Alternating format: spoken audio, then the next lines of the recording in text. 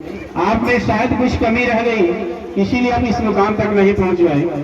आप फिर से कोशिश कीजिए। अभी वीरेंद्र सर बोल रहे थे कि कोशिश करने वालों की कभी हार। आप सबके जीवन में 2024 खुशियां लाए, समृद्धि लाए, उन्नति लाए, यही मैं ईश्वर से प्रार्थना करता हूँ। हर वर्ष की भांति इस वर्ष भी अपने इस नेगुरा के बिंद समाज के भाई लोग, हमारे सहयोगी लोग हर वर्ष यह कार्यक्रम कराते हैं। इस वर्ष भी आज यह कार्यक्रम हुआ। पहले यह कार्यक्रम 1 तारीख को होता था। हमने कहा यार 1 तारीख बड़ी थोड़ा सा मंदिर पूजा पाठ में लग जाता है, तो कमलेश जी ने कहा 7 तारीख को करें। हम कहे ठीक है 7 तारीख को करिए। उसके तहत हमारे इन नौजवान भाइयों ने यह कार्यक्रम रखा है कि उनको सम्मानित करना चाहिए, होना चाहिए। आज बच्चों का सम्मान होगा, इनको भी लगेगा कि हमारा भी अगर हम अच्छा प्रदर्शन करते हैं तो हमारा भी सम्मान होता है, इनका भी मनोबल बढ़ेगा। और मैं बच्चों के लिए बहुत बहुत शुभकामना देना चाहूंगा। मैं आपके उज्जवल भविष्य की कामना करूंगा कि आप आगे बढ़ते रहें, यही मेरी शुभकामना है। और मैं बड़े विश्वास के साथ कहना चाहता हूं, जो भी परिवार के यहाँ पे गार्जियन आए हैं, जो भी माता है, बहन है, बुजुर्ग है, नौजवान भाई है, ऐसा कोई भी परिवार हो जो अपने बच्चे को आर्थिक वजह से पढ़ाई नहीं करा पाता हो और बच्चा पढ़ने में बहुत तेज हो, बच्चा पढ़ने में बहुत तेज हो, बच्चे की पढ़ाई में रुचि हो और बच्चा पढ़ना चाहता है, तो आप सुशील सिंह को बताइए। सुशील सिंह अपना खर्चा लगा करके उस बच्चे को पढ़ाने का काम करेंगे, उसके पढ़ाई में वो आगे बढ़ेगा तो देश की उसका सहयोग होगा। बच्चा ये कोई नहीं जानता। अब्दुल कलाम को कौन जानता था? रामनाथ कोविंद जी को कौन जानता था? आपके इस समाज के विनोद बिंद जी चप्पल जूते के, बिना कपड़ों के और पत्नी के साथ, और कितने सौभाग्यशाली भगवान राम है कि उनको लक्ष्मण जैसा भाई जो अपने पत्नी को छोड़ करके, अपनी माँ को छोड़ करके, अपने परिवार को छोड़ करके अपने बड़े भाई के साथ चल देता है, 14 साल तक रहता है। और तीसरा भाई जो भरत है, जिसकी माँ ने उनके अपने पिता से वचनों का पालन कराने के लिए अपना आदेश दे दिया कि राम को जंगल जाना चाहिए, भरत को राजगद्दी में बैठना चाहिए। राजगद्दी में भरत कभी नहीं बैठे, राजगद्दी पर नहीं बैठे, भगवान श्री राम का खड़ावा भी ले लिए, उसकी 14 साल तक पूजा किए, लेकिन गद्दी पे नहीं बैठे। वो भी एक बंद की तरह एक छोटी सी कुटिया बना करके 14 साल उस खड़ाऊ की पूजा करते रहे भगवान श्री राम के, लेकिन गद्दी पे नहीं बैठे। और आज 1 फुट की जमीन के लिए हम परिवार में झगड़ा कर लेते हैं, मार कर लेते हैं, गोली चला देते हैं, लाठी डंडा से तो कुछ भी मत किए। क्या यही हमारे संस्कार है? यही हमारी सभ्यता है? यही हमारे संस्कार है? हमारी सभ्यता संस्कृति है? हमारी संस्कृति है नहीं है।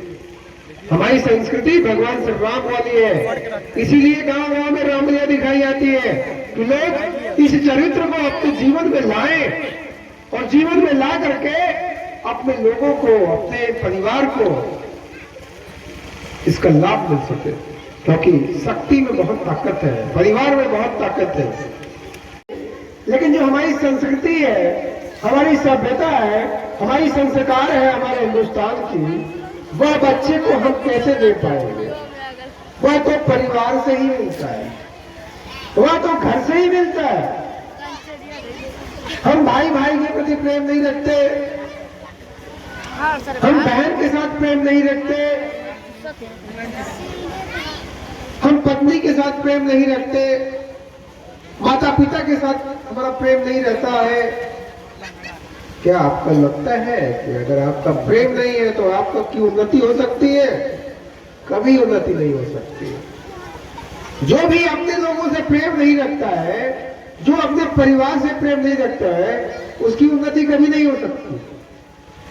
क्योंकि हमारे संस्कार में है कि प्रभु राम, जब भगवान श्री राम, पुरुषोत्तम भगवान श्री राम जब जाते हैं जंगल में अपने पिताजी के वचनों का पालन करने के लिए, अपनी माता के आदेश का पालन करने के लिए, गद्दी पे बैठने वाला व्यक्ति सुबह राज गद्दी पे बैठना है और वह माता पिता के वचनों का, आदेशों का पालन करने के लिए 14 साल के लिए वन में जाने को तैयार हो जाते हैं। कि कौन सा बच्चा या समाज का कौन सा बच्चा कहां बढ़ेगा,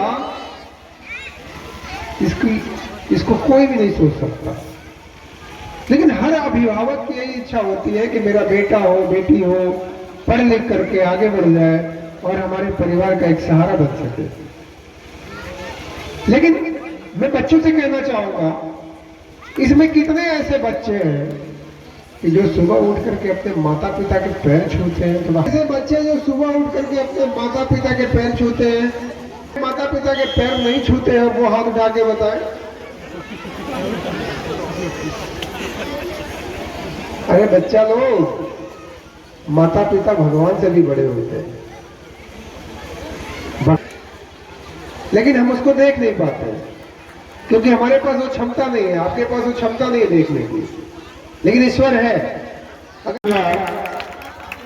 आप लोग जोरदार तालियों से स्वागत करें बच्चे का। इतनी छोटी उम्र में इतना बड़ा मुकाम तक पहुंचना हर किसी की बात नहीं होती। आप में से माननीय मुख्य अतिथि जी, इनके लिए जोरदार तालियां। और जो यश कुमार सनाफ हरपत यादव प्लीज वेट करेंगे माननीय मुख्य अतिथि जी, जोरदार तालियों से स्वागत करें।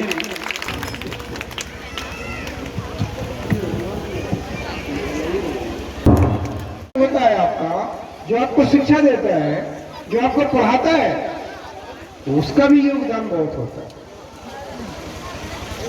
लेकिन मैं अभिभावक से भी कहना चाहूंगा, माँ बाप वृद्धाश्रम में उनके माँ बाप, अरे मत ताली बजाने की क्या जरूरत है बच्चा लोग, ये तो मामला इनकर फेंक लेने हो डूडे मुझे नहीं आते, को भी छोड़ देते हैं। क्या यही संस्कार है, यही सभ्यता है? क्या हम अपने बच्चों को यही शिक्षा देंगे? हम अपने बच्चों को शिक्षा के साथ साथ संस्कार भी देंगे, ये भी हमारे अभिभावकों को, आप सबके अभिभावकों को ध्यान देना पड़ेगा।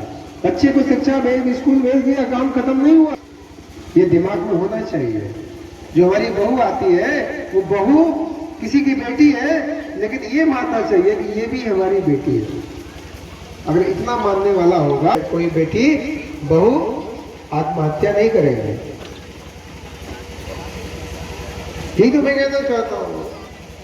और मैं इस कार्यक्रम में अपने सभी आयोजक भाइयों को बधाई देना चाहूंगा कि हर वर्ष ये कार्यक्रम